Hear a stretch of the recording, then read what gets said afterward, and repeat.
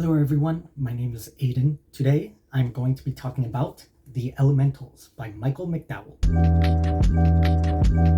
I'm going to explain why you need to read this. Even if you don't typically read horror, I do think this book can still be for you. This will be a spoiler-free video. So this is a Southern Gothic horror with a touch of cosmic dread. To give a little background about this book and the author, Michael McDowell wrote this book in 1981, and the story is based during that same period. Now, this is the same writer who wrote the screenplays for Beetlejuice and The Nightmare Before Christmas. So that lets us know he's a good writer. Stephen King even said Michael McDowell is the finest writer of paperback originals in America today. Today doesn't mean actually today, because Michael McDowell did pass away in 1999. And unfortunately, his books were not in bookstores. I live in San Antonio, and I went to the Barnes & Noble website. None of the bookstores in a 100-mile radius has this book or any of his books. And so I went to some local bookstores. They did not have the book. Thankfully, the library did. I mean, I could have just bought it online, but I just decided to get the library book and see how it goes. He has a series, it's called the Blackwater series, and I heard that it is fantastic, but that I can't find anywhere as well. I mean, Barnes & Nobles, they do have, the ebooks, and you can order it online, and they actually have this Spanish box set of the Blackwater series. So if you want those books in Spanish, then you should check out barnesandnobles.com and see it there. Like, we can order any book online, but there is just something so pleasing about finding a physical copy in a bookstore. You know what I mean? You know what I mean. Yeah.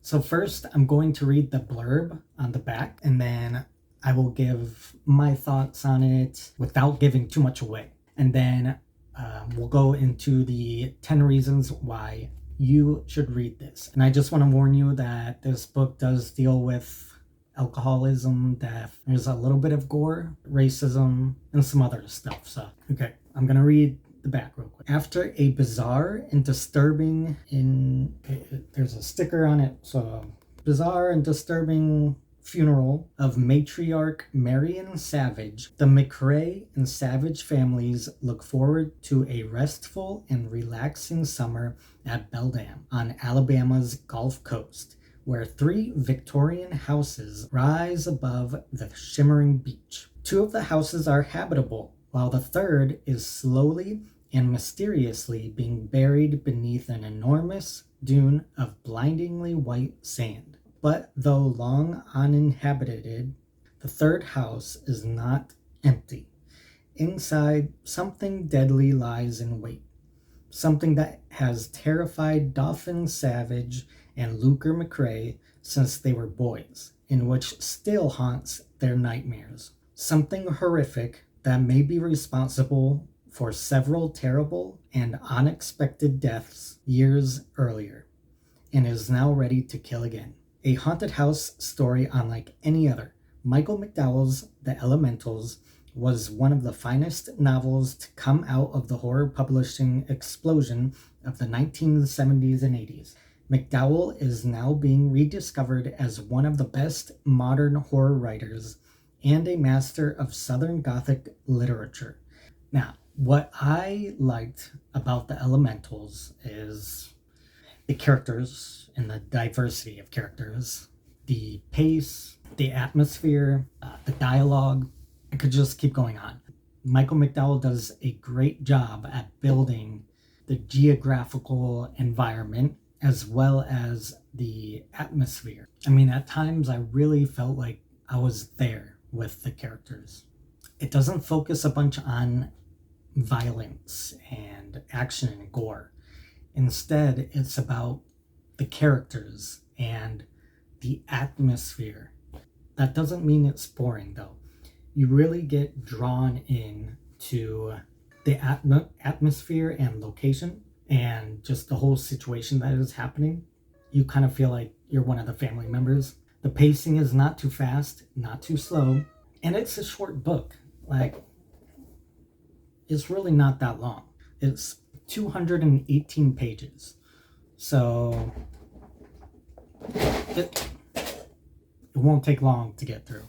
Another thing, I also heard the audiobook was good. Yeah, I might have to get it later on and listen to it because I do feel like I will want to reread. So maybe instead later on I'll listen to the audiobook. There were a couple things that I didn't like. This wasn't a 5-star book for me. So first, I'm not sure if this was just a thing that happened in the 1980s, but Odessa, who is a character of color, she kept being called like the black woman. They always addressed her not by name, but of her skin color. I'm not sure if there was a meaning behind that I'm just not picking up completely. I mean, I've seen it in a lot of older books that they do that, but I don't know if there was a meaning behind it or if it was just a thing.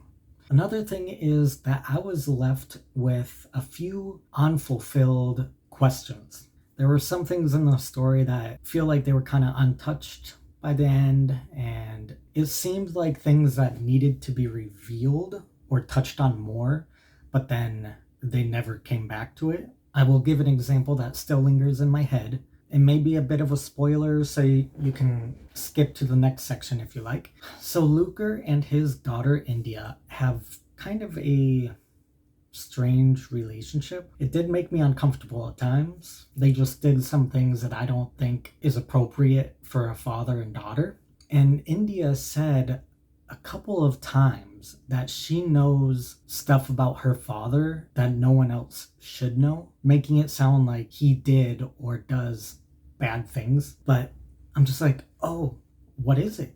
What do you know about your father? But then they never get to it. It was just a passing thing, and it seemed like something important because she was saying it. So I thought that it would be revealed later on, but it just never was. What secrets about her father is she keeping? That's just something that keeps bothering me. And anyways, let's move on and let's get into the 10 reasons that you should read The Elementals. It's about damn time! First is that this is not just a horror novel with a shallow plot.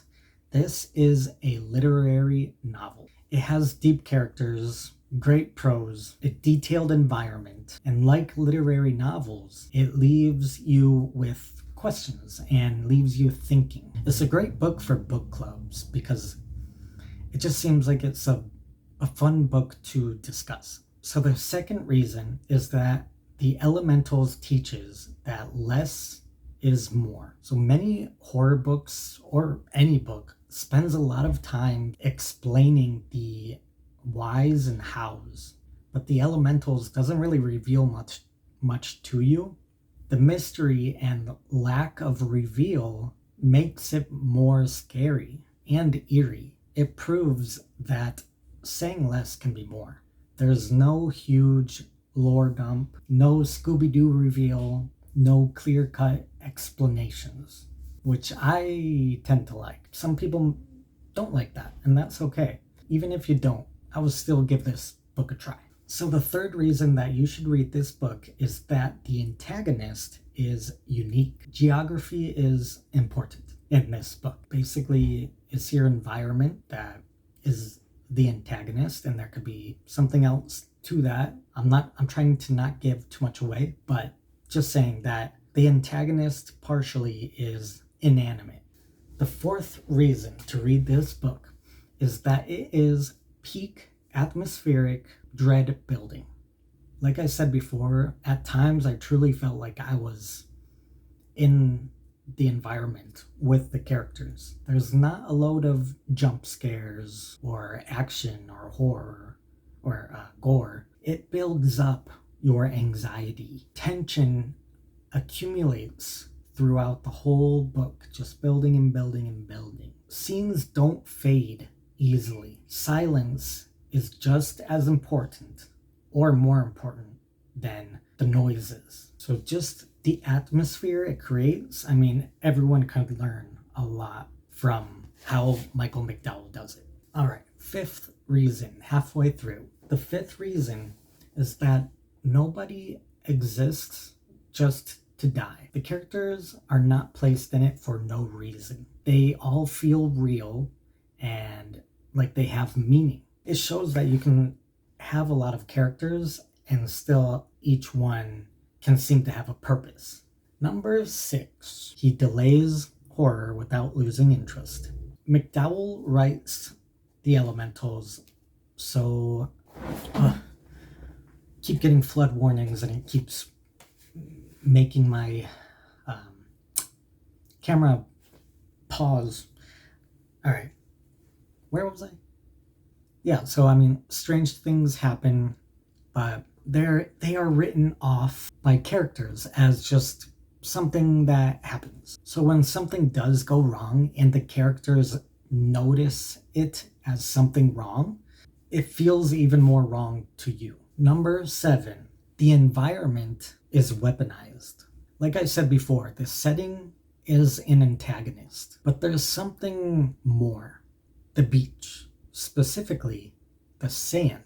The sand, like it says in the blurb, is creating a dune that is invading the third house.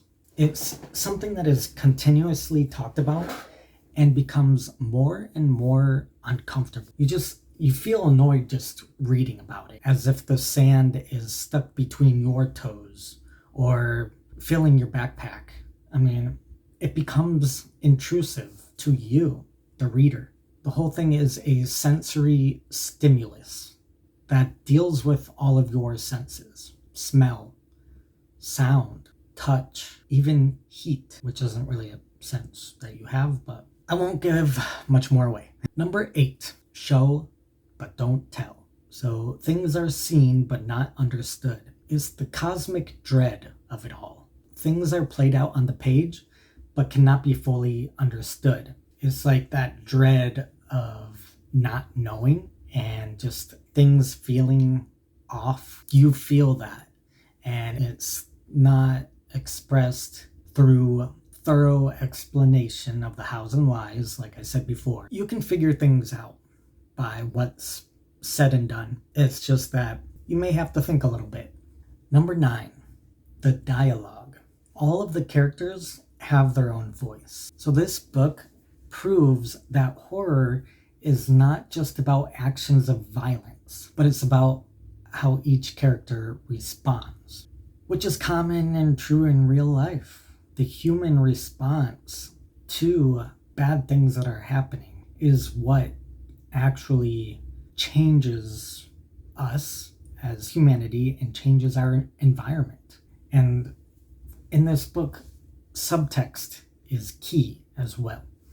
So even when a joke is said, it may be a joke, but maybe it's also not. And the dialogue is just also fun to read. And number 10, it can help improve, or it will help improve your writing, if you are a writer, as well as the way you contemplate books. Every book you read, no matter if it is a good book or bad book, helps you grow. So what the Elementals does is helps your thought process on plot and character development. So it may help you shape your writing and reading. It may help you expand the genres that you read, or make you realize that horror is more than just scaring the poo out of you.